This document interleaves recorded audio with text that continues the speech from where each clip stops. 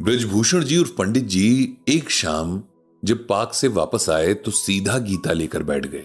अपना पढ़ा हुआ हर पेज, जिसे जाने कितनी बार पढ़ चुके थे, फिर से पढ़ने लगे। देर रात तक जितना पढ़ सके पढ़ा, फिर अगली सुबह के लिए बुकमार्क लगाकर रख दिया। सरला जी लगातार पंडित जी को देख रही हैं। वे जानती हैं कि पंडित जी अपने किसी क्वेश्चन का आंसर गीता में ढूंढ रहे हैं और जब तक उन्हें जवाब नहीं मिलेगा तब तक उनका मन शांत नहीं होगा। ऐसे मौकों पर सरला जी उन्हें डिस्टर्ब नहीं करती, क्योंकि वे जानती हैं कि सवाल का जवाब मिलते ही पंडित जी उन्हें जरूर बताएंगे। इधर पंडित जी जब गीता में अपने या किसी और के लिए किसी सवाल का जवाब ढूंढते हैं तब उन्हें सिर्फ वो सवाल याद रहता है। वो एकदम शांत होकर पूरे फोकस के साथ हर श्लोक पढ़ते हैं, उसका मतलब समझते हैं। इस तरह पंडित जी जाने कितनी बार गीता पढ़ चुके हैं। हर बार गीता से उन्हें एक नई गहराई पता चलती है, किसी भी बात को समझने की एक नई डेप्थ मिलती है। एक्चुअली कल जब पंडित जी रोज की तरफ पार्क गए थे तो वहां उनके फ्रेंड्स के अलावा एक और साहब थे। शर्मा जी ने उनका इंट्रोडक्शन अपने समधी रामचरण जी के रूप में पंडित जी से करवाया। रामचरण जी का बड़ा कारोबार था। सालों की मेहनत के बाद अच्छे से जमाया हुआ काम अपने बेटों को सौंप कर अब वो आराम कर रहे थे। रामचरण जी काफी धार्मिक नेचर के थे, खूब पूजा पाठ करते थे, लगभग सभी तीर्थ भी कराए थे और दान भी दिल खोल कर करते थे। अब अपने खाली वक्त में धार्मिक किताबें पढ़ रहे थे। जब उन्हें पता चला कि पंडित जी गीता ज्ञान की बड़े सिंपल शब्दों में एक्सप्लेनेशन देते हैं तो रामचरण जी उनसे बहुत इंप्रेस हुए। बहुत दिनों से उन्हें कोई ऐसा चाहिए था जिससे अपने डाउट्स क्लियर कर सके। जो बातें उन्हें कंफ्यूज करती हैं उन बातों के बारे में किसी और का नजरिया भी समझ सकें। उन्होंने पंडित जी से बातचीत शुरू की। अब बात धीरे धीरे डिबेट में बदल गई, क्योंकि रामचरण जी की अपनी एक सोच, अपना एक नजरिया था, जबकि पंडित जी का अपना। अंदाज भी दोनों के अलग अलग थे। जहां पंडित जी बड़ी मीठी आवाज में अपनी बात रख रहे थे, वहीं रामचरण जी जोश में आ गए। अपनी बात मनवाने के लिए उन्होंने तेज आवाज में बोलना शुरू कर दिया। शर्मा जी को लगा कि बात बढ़ रही है तो उन्होंने टॉपिक बदल दिया। अंधेरा होते ही सब अपने घरों को लौट आए, लेकिन जाते जाते रामचरण जी ने पंडित जी से एक सवाल कर ही लिया। उन्होंने पूछा कि कामयाब होने के लिए एथिक्स कितने जरूरी हैं और गीता में भगवान श्री कृष्ण ने इसके बारे में क्या कहा है। बस यही क्वेश्चन लेकर शाम से बैठे थे पंडित जी। वो खुद भी इसका आंसर जानना चाहते थे और फिर रामचरण जी को भी जवाब तो देना था ना। कोई मन से गीता पढ़े और उसे अपने सवालों का जवाब ना मिले, ऐसा तो हो ही नहीं सकता। पंडित जी को भी अपना जवाब मिल गया था। अगली शाम फिर जब सब लोग पार्क में मिले और पंडित जी ने रामचरण जी से कहा, रामचरण जी, आपके सवाल का जवाब तो मैंने ढूंढ लिया है, लेकिन पहले यह बताएं कि आपने ये सवाल पूछा क्यों था? क्या इसके पीछे कोई वजह है या ये सवाल ऐसे ही रैंडमली आपके मन में आ गया था? रामचरण जी ने हंसते हुए कहा, पंडित जी, ये सवाल मेरे मन में आज से नहीं है, बल्कि पिछले 20 साल से ये सवाल मेरे मन में हर रोज उठता है। मैंने कई लोगों से, कई किताबों में इसका जवाब ढूंढने की कोशिश की, लेकिन कोई ऐसा जवाब नहीं मिला जो मेरे मन को सही लगे। इसीलिए आपसे भी पूछ लिया। अब तो पंडित जी की क्यूरियोसिटी और बढ़ गई थी। आखिर ऐसा क्या हो रहा था पिछले 20 साल से जो रामचरण जी को यह सवाल परेशान कर रहा था?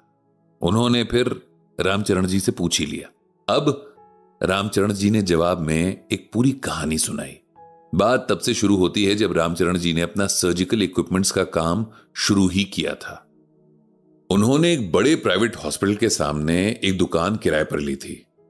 शुरू में बिजनेस बहुत स्लो था, क्योंकि हॉस्पिटल्स के पहले से ही पुरानी सर्जिकल शॉप से कॉन्ट्रैक्ट्स थे। वो सब वहीं से सामान खरीदते थे। काम के सिलसिले में पंडित जी ने हॉस्पिटल्स आना जाना शुरू कर दिया था। वे घंटों इंतजार करने के बाद डॉक्टर्स से मिलते, उन्हें अपने काम के बारे में बताते और ऑर्डर्स की उम्मीद लगाते। धीरे धीरे उनकी मेहनत रंग लाने लगी थी। हॉस्पिटल के अंदर डॉक्टर्स से उनकी दोस्ती होने लगी थी और उन्हें ऑर्डर्स मिलने लगे। शहर के सभी बड़े हॉस्पिटल्स में रामचरण जी अपने काम के सिलसिले में जाने लगे थे। हॉस्पिटल्स को जिंदगी बचाने वाली जगह माना जाता है। डॉक्टर्स को तो हमारे यहां भगवान का दर्जा दिया जाता है, लेकिन कई हॉस्पिटल्स जिंदगी का सौदा पैसे से करते हैं। वहां इंसान की जान की कीमत उसके बैंक अकाउंट में जमा पैसों से तय होती है और कुछ डॉक्टर्स भी इस खेल में शामिल रहते हैं। रामचरण जी की दुकान के आगे जो हॉस्पिटल था, उसके हालात तो और भी खराब थे। इलाज के नाम पर लोगों से खुलेआम लूट खसोट की जाती थी। और उसके बाद भी सही से इलाज नहीं किया जाता था।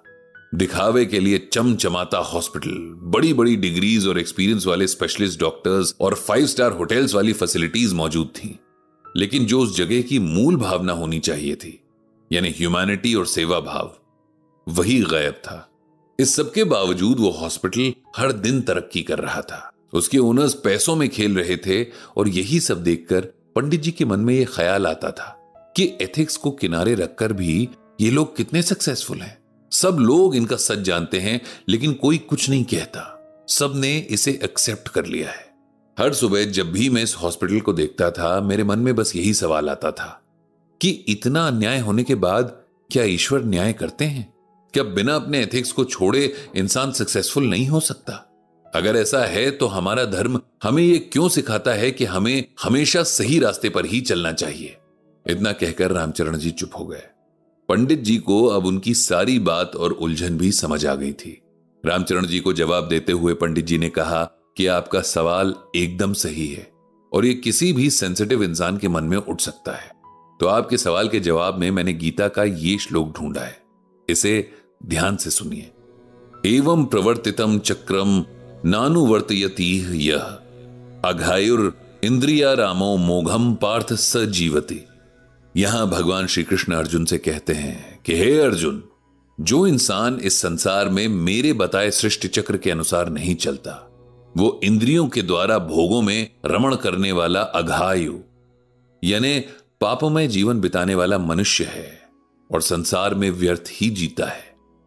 इसे सिंपल वर्ड्स में ऐसे समझिए कि भगवान ने इस पूरी सृष्टि, जिसे हम आम बोलचाल की भाषा में दुनिया कहते हैं, इसमें रहने वालों के लिए कुछ रूल्स बनाए हैं, जिन्हें न मानने वाला, सिर्फ अपनी खुशी, अपनी सेंसेस के सेटिस्फैक्शन के लिए जीने वाला, दूसरों को दुख पहुंचाने वाला और अन्याय करने वाला इंसान पापी कहलाता है। हमें लगता है कि हम जो कर रहे हैं वो कहीं दर्ज नहीं हो रहा, लेकिन सच्चाई यह है कि हमारे हर काम को सही और गलत, पाप और पुण्य, न्याय और अन्याय के खाते में लिखा जाता है और जिसका हिसाब हमें देना होता है। हर इंसान के सही और गलत काम एक जैसे तय किए गए हैं, लेकिन कोई सही रास्ते पर चलता है, कोई गलत। अगर बहुत सारे लोग गलत रास्ते से जा रहे हों तब भी वो रास्ता सही नहीं हो जाता। इस दुनिया में हर कोई अपना दोस्त और दुश्मन खुद है। हम अपनी जिंदगी के रास्तों में फूल और कांटे खुद बोते हैं अपने कर्मों के हिसाब से।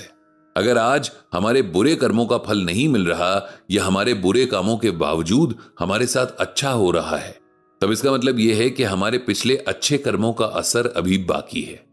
लेकिन कहीं हमारे बुरे कर्म भी दर्ज हो रहे हैं और उनका फल भी जरूर मिलेगा। यह हर वक्त इंसान को याद रखना चाहिए। यह बहुत बेसिक सी बात है, लेकिन अगर हर कोई इतना भी ख्याल रख ले तो ये दुनिया स्वर्ग बन जाए।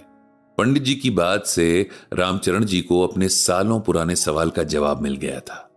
उन्होंने तय किया कि जितने दिन भी इस शहर में हैं, रोज पंडित जी से मिला करेंगे और गीता ज्ञान पर चर्चा किया करेंगे। इस तरह उस शाम सब एकदम हल्के मन लिए अपने अपने घर लौट आए। पंडित जी ने मनी मन भगवान श्री कृष्ण से सबको सही और गलत का फर्क समझ पाने की बुद्धि देने की प्रार्थना की।